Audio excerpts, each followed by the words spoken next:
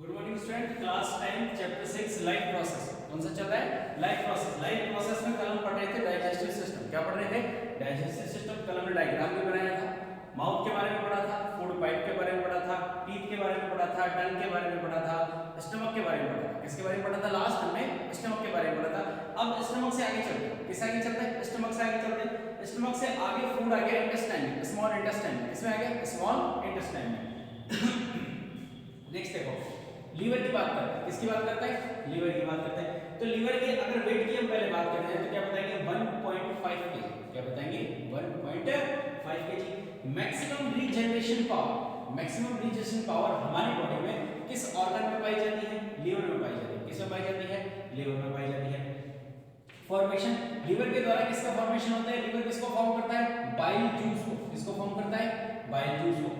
Bile juice के अंदर क्या पाए जाते हैं? Bile salts. क्या पाए जाते हैं? Bile salts. बाइल जूस का जो फंक्शन होता है, बाइल जूस फॉर्मेशन किसने किया? लीवर ने। बाइल जूस का फॉर्मेशन किसने किया? लीवर ने। बाइल जूस को स्टोर करने का काम कौन करता है? Gall bladder. कौन करता है? Gall bladder. गॉल ब्लैडर कहां होता है? लीवर के जस्ट नीचे जो सैक लाइक स्ट्रक्चर होती है, लीवर के जस्ट नीचे जो सैक लाइक स्ट्रक्चर होती है उसे गॉल ब्लैडर कहते हैं।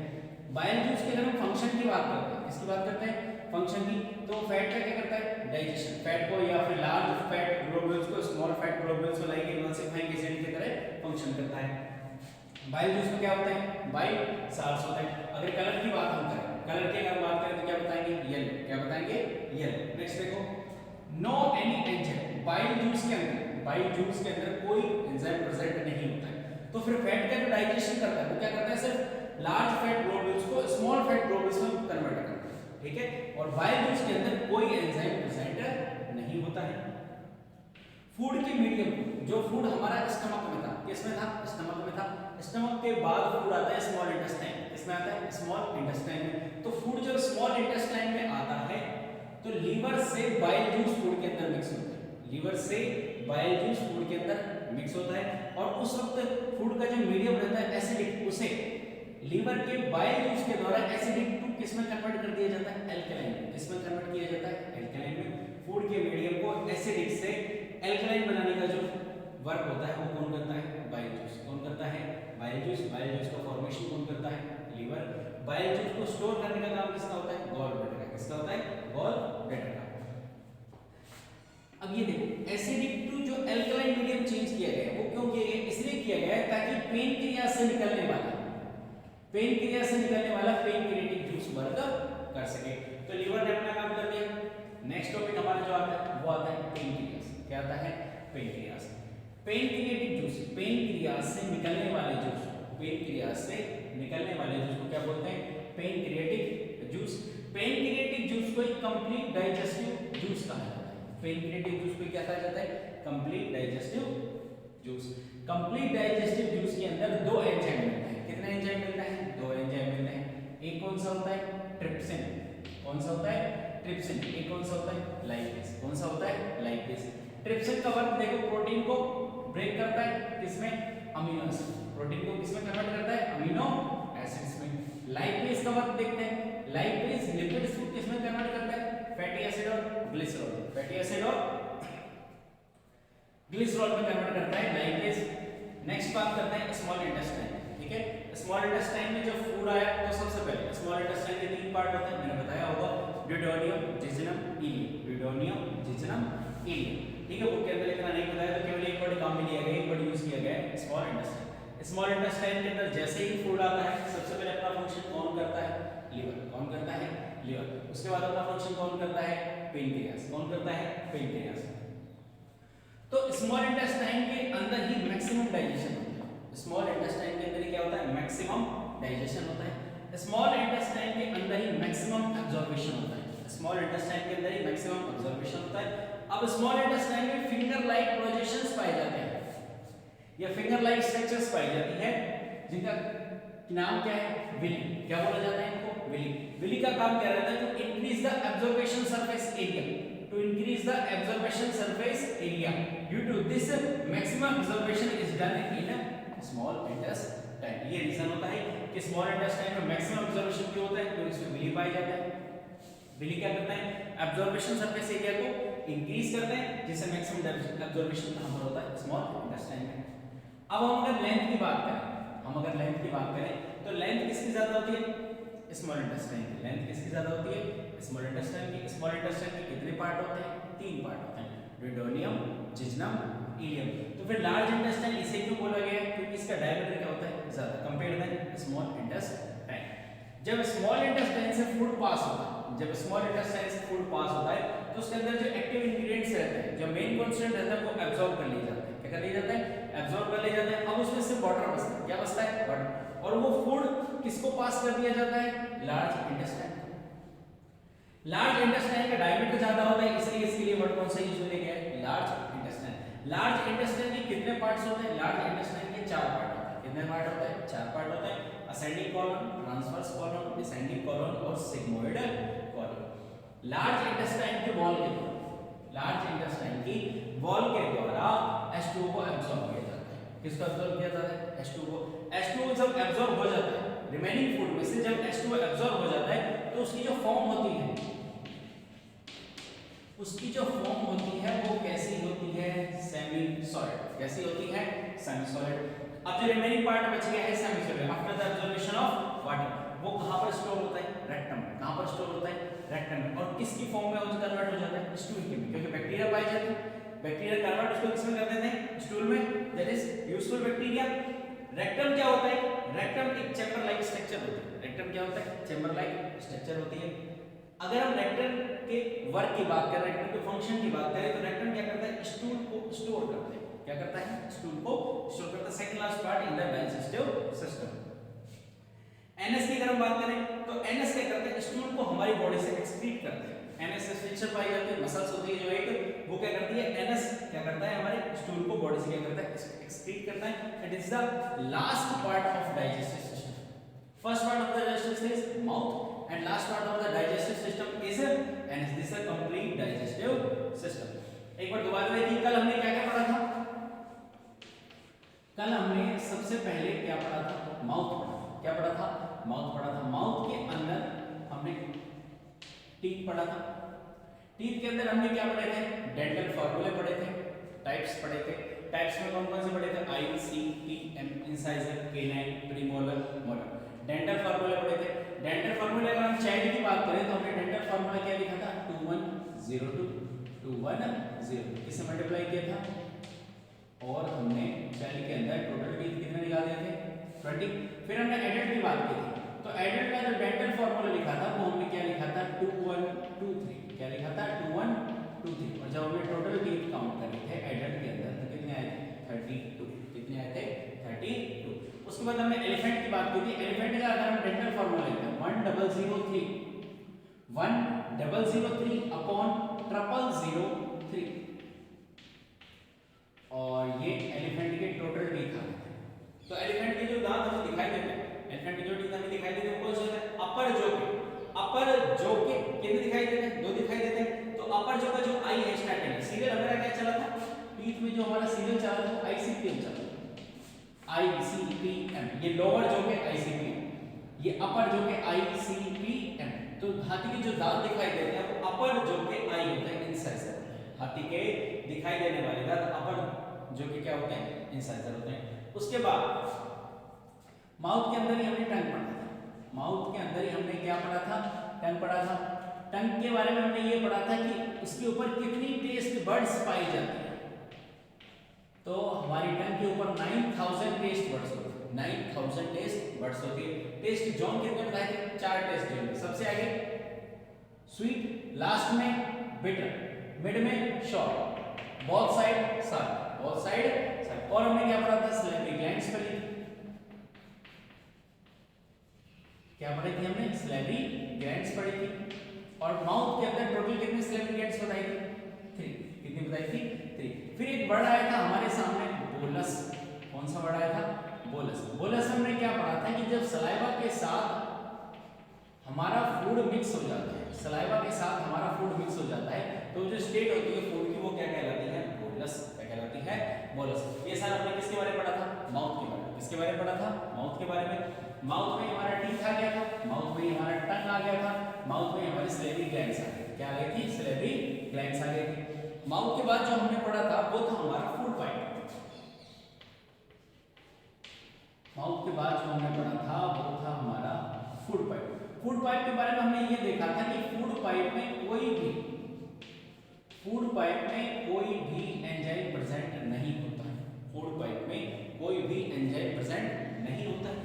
फूड पाइप की जो हमने लेंथ बताई थी, फूड पाइप की जो हमने लेंथ बताई थी वो कितनी बताई थी? 25 सेंटीमीटर। कितनी बताई थी? 25 सेंटीमीटर। अगर हम हमारे थ्रोट की बात करें, तो हमारे थ्रोट में मेनली कितनी ट्यूब्स होती है? हमारे थ्रोट में मेनली 2 ट्यूब्स होती है, जिसमें जो फ्रंट होती है, जो फ्रंट और एक होती है, जो फ्रंट वाली जो होती है उसे कहते हैं wind pipe.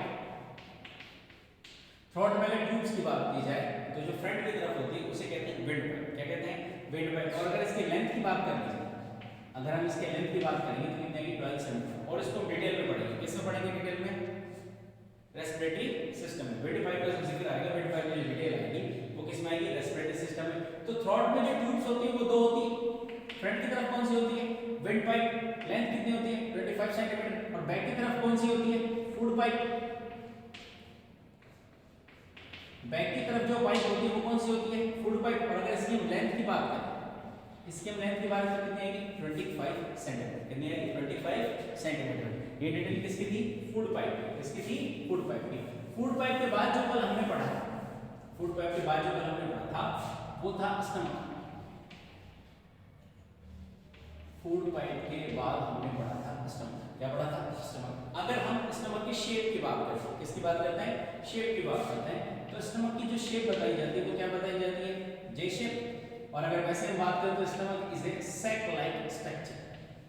Stomach is a sac like structure. अब हम बात करते हैं स्टमक की कैपेसिटी। किसकी बात करते हैं? स्टमक के कैपेसिटी की। फूड कैपेसिटी कितनी होती है? तो फूड कैपेसिटी तो बताई जाती है स्टमक की, वो होती है 1 to 3 लीटर। कितनी होती है? 1 to 3 लीटर। अगर एसिड की हम बात करें, स्टमक के अंदर कौन सा एसिड पाया जाता है? That is hydrochloric acid. That is hydrochloric acid. अब एक प्रोटीन का नाम आता है, प्रोटीन लेयर का नाम आता है म्यूसिन प्रोटीन लेयर। ये हमारे स्टमक में होती है, इसकी लाइनिंग होती है हमारे स्टमक। तो इसका फंक्शन क्या होता है? इसका वर्क क्या होता है? इसका रोल क्या होता है? तो जो म्यूसिन प्रोटीन लेयर होती है वो हमारे स्टमक को किससे बचाती है? HCl से। किससे? डस्ट होने से बचाती है। HCl से किससे? हर्ट्स होने से बचाती है। HCl से हर्ट्स होने से बचाती है कि कोई इंजरी वगैरह, कोई बाउंस वगैरह ना आ जाए। HCl से प्रोटेक्ट कौन सी प्रोटीन लेयर करती है? Mucin protein layer. किसको करती है? स्टमक को करती है। किसको करती है? स्टमक को करती है। लेकिन समटाइम्स हमारे स्टमक में एसिड का जो लेवल है, एसिड का जो लेवल वो इंक्रीज हो जाता है। क्या हो जाता है? इंक्रीज हो जाता है। अब उसके कई रीजन बताए गए हैं, जैसे हाइपरटेंशन। हाइपरटेंशन, अगर हाइपरटेंशन है तो भी हमारे स्टमक का जो एसिड लेवल है वो क्या हो जाएगा? इंक्रीज। क्या हो जाएगा? Increase. Next is smoking. Next is smoking. Other is spicy food. Other is spicy food. ये रीजंस हैं, ये कुछ रीजंस हैं जिनकी वजह से हमारे स्टमक का जो एसिड लेवल है वो क्या होता है? इंक्रीज हो जाता है। क्या हो जाता है? इंक्रीज हो जाता है। ये इंट्रो किसका था? स्टमक का। किसका था? स्टमक का था। अब स्टमक के अंदर हमने कुछ एंजाइम पढ़े थे। स्टमक के अंदर हमने क्या पढ़े थे? कुछ एंजाइम पढ़े थे। मेन एंजाइम अगर मैं बताऊं स्टमक की बात करूं तो होते हैं rennin, pepsin, lipase. Rennin, pepsin, lipase. लेकिन अगर मैं एडल्ट की बात करूं, किसकी बात करूं? एडल्ट की बात करूं तो जो रेनिन होता है वो किसमें नहीं पाया जाता? एडल्ट में नहीं पाया जाता। रेनिन एडल्ट में नहीं पाया जाता। तो अब हमारे सामने कितने ऑप्शन रह गए? केवल 2 ऑप्शन रह गए, एक तो पेप्सिन और एक लाइपेज। एक पेप्सिन और एक लाइपेज, जिनमें से लाइपेज अप्रॉक्स बहुत कम मात्रा में, स्मॉल क्वांटिटी में,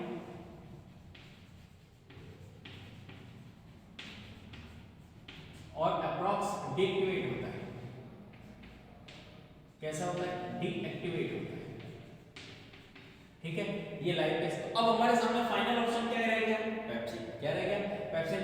रेनिन तो एडल्ट में मिलता नहीं है, life is small, small quantity में और अप्रॉक्स क्या होता है, लगभग क्या होता है, डे एक्टिवेट होता है। तो अब लास्ट ऑप्शन हमारे सामने रह गया पेप्सिन। क्या रह गया, पेप्सिन। तो पेप्सिन का जो वर्क है, चूंकि एंजाइम है, तो पेप्सिन का जो वर्क है वो किसको ब्रेक डाउन करने का है, प्रोटीन को ब्रेक डाउन करने का है।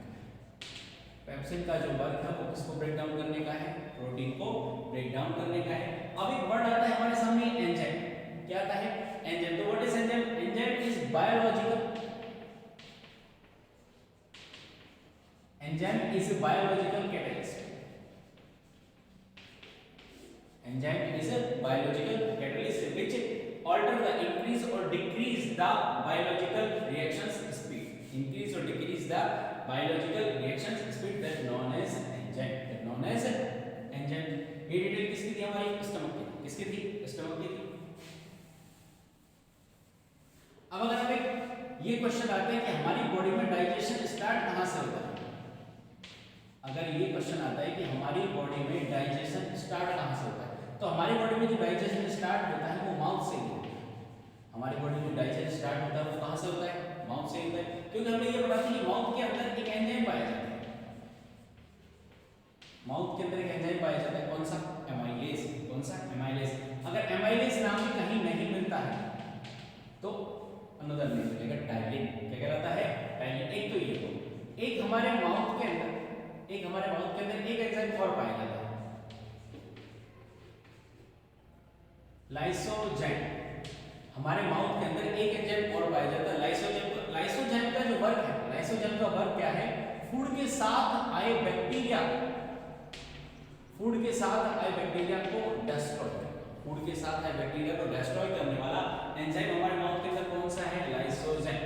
कार्बोहाइड्रेट का स्टार्ट का पाचन कहां से स्टार्ट हो जाता है, माउथ से। कौन करता है, एमाइलेज। कौन करता है, एमाइलेज। या एमाइलेज वर्ड अगर कहीं नहीं मिलता है तो फिर कौन सा वर्ड मिलेगा, टाइलिन। कौन सा मिलेगा, टाइलिन। तो डाइजेशन स्टार्ट कहां से होता है, माउथ से। कहां से होता है, माउथ से होता है।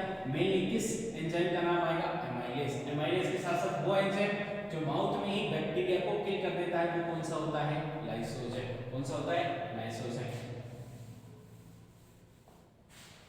अब एक वर्ड आता है काइन। काइन, तो काइन क्या है, काइन भी फूड की एक स्टेट। काइन भी क्या है, फूड की एक स्टेट है। जैसे बोलस भी क्या थी, बोलस भी फूड की एक स्टेट थी। हमारे माउथ के अंदर जब सलाइवा के साथ फूड मिक्स हो जाता था क्या कहलाता था, बोलस। क्या कहलाता था, बोलस। अब काइन क्या है, chyme is another state of food in which organ, in which organ, in stomach. In stomach, stomach के अंदर फूड की जो स्टेट होती है वो क्या कहलाती है, काइल। क्या कहलाती है, Kyle. Next is Kyle. Kyle क्या होती है, Kyle is another state of food.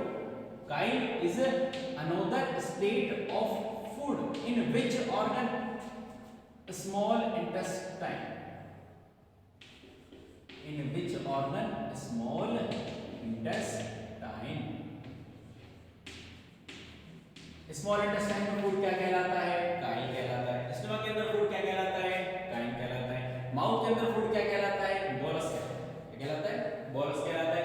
और अगर एक क्वेश्चन ये आ जाए कि कूफर सेल्स,